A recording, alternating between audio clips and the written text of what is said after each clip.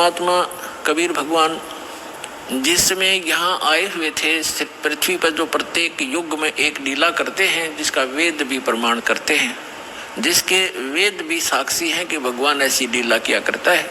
तो उस लीला में जो दूसरे टाइप की लीला है परमात्मा की, शिशु रूप धारण करके प्रत्येक युग में प्रकट होते हैं और कमल के फूल के ऊपर, कमल का फूल तो जल पर ही होता है, अंडरस्टूड है कि वो नारायण होते हैं। नार माने जल, आयन माने उस पर आकर विराजमान होने वाले नारायण कहलाते हैं।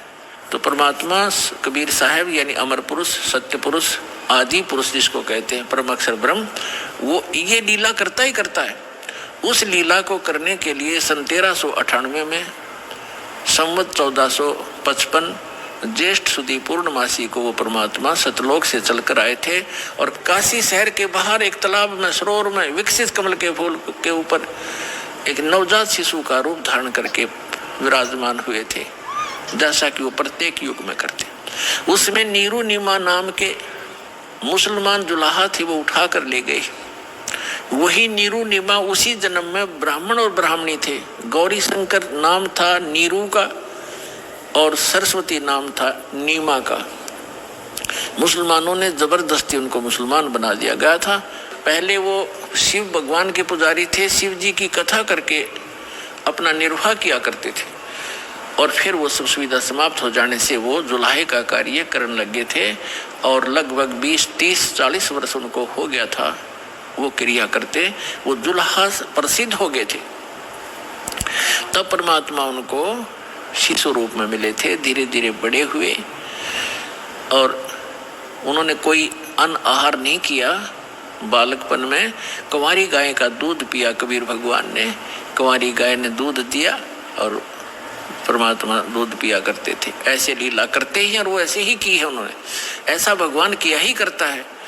तो जब वो बड़े हुए 5 वर्ष की आयु में ही 104 वर्ष के विद्वान पुरुष स्वामी रामानंद ब्राह्मण पंडित, जो वेदों और गीता और पुराणों के मर्मज्ञ माने जाते थे, 104 साल के महात्मा ने जब परमात्मा को देखा, सब ज्ञान सुना, चरणों में शीश रखकर कहा था कि मैं भक्त मुक्त हुआ और भरम कर्म भया नाश और गरीब दास निज ब्रह्म तुम मेरा हो गया दृढ़ विश्वास।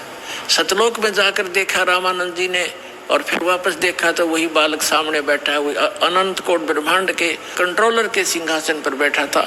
तब कहा था दोहू ठौर है एक तू भया एक से दो और गरीब दास हम कारणे आए हो। मगर आप तो हमारे लिए आए हो और आप वहां भी आप हो और यहाँ भी आप हो।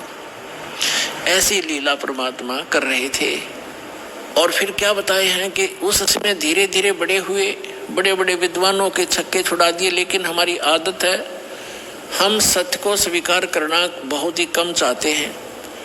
जैसे हमारे धर्मगुरु थे वो संस्कृत के ज्ञाता थे, ब्राह्मण ऋषि मंडलेश्वर, और आम जनता संस्कृत भाषा नहीं पढ़ती थी कि और ब्राह्मणों को ही शिक्षा ग्रहण करने का अधिकार था।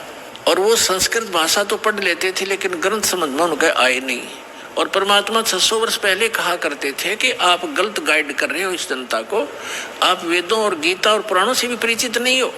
अब धर्मदास जी को जो परमेश्वर ने बताया, स्वामी रामानंद जी को लेकर गए थे, ऐसे आदरणीय धर्मदास साहिब जी को भी परमात्मा सतलोक लेकर गए थे, अपना निज स्थान दिखाया था जहाँ आप रहा करते थे।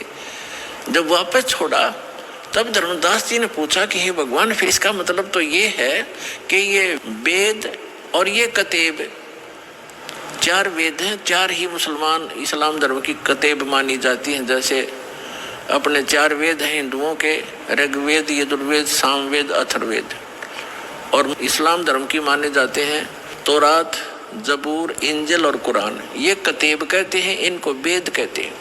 तो धर्मदास जी को पता चला कि सचमुच भगवान तो वो है, साकार है, और ये है वो परमात्मा, ये है वो स्थान। और ये सभी हमारे धर्मगुरु कहते हैं कि ये विष्णु जी सर्वशक्तिमान है, सर्वश्रेष्ठ है, सबके पालन करता है, सबके उत्पत्ति करता है, यह विनाशी है। और परमात्मा ने धर्मदास जी की वार्ता कराई ब्रह्मा विष्णु महेश जी से, और उन्होंने खुद बताया कि नहीं भाई, हमारी भी जन्म मृत्यु होती है, हम अविनाशी नहीं है। अब जैसे कोई व्यक्ति यदि किसी तहसीलदार को या एसडीएम को और अपने मित्रों में ये कहता है ये कमिश्नर है, और जब एसडीएम से पूछा जाएगा क्या आप कमिश्नर हैं, वो कभी झूठ नहीं बोलेगा, वो बुद्धिमान व्यक्ति है, बकवास नहीं चला करती, तो स्वयं बताएगा नहीं जी मैं तो एसडीएम हूँ, और कमिश्नर तो बहुत बड़ी पावर होती है। तो ऐसे जब भी इन अधिकारियों से हम मिलते हैं तो ये सच्ची बताया करते। तो जब धर्मदास जी वापस आए, धर्मदास जी ने कहा हे भगवान, फिर तो ये वेद और कतेब ये सब झूठे हैं,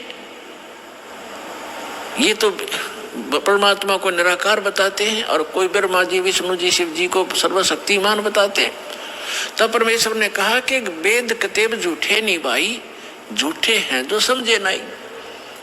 ये वेद कतेब झूठे नहीं है, इनमें जिस सत्र का ज्ञान है वो बिल्कुल ओके है, लेकिन कंप्लीट नहीं है, वो अलग बात है। जैसे मैट्रिक क्लास के 10वीं कक्षा का सिलेबस अपने सत्र का तो ठीक है, लेकिन वो एमए और बीए का नहीं है, बीसीए का नहीं है, वो सिलेबस अलग है। लेकिन उस मैट्रिक तक के जो शिक्षा है वो उसमें सहयोगी होती है। तो यहाँ परमात्मा ने कहा है कि वेद कतेब झूठे नहीं भाई, और झूठे हैं जो समझे नहीं। झूठे ये हैं तुम्हारे धर्मगुरु, जिन पुराणों को, वेद को, गीता जी को समझ नहीं सके, ये झूठे हैं। तो इस प्रकार परमात्मा प्रचार किया करते थे, बहुत से शिष्य बन गए थे।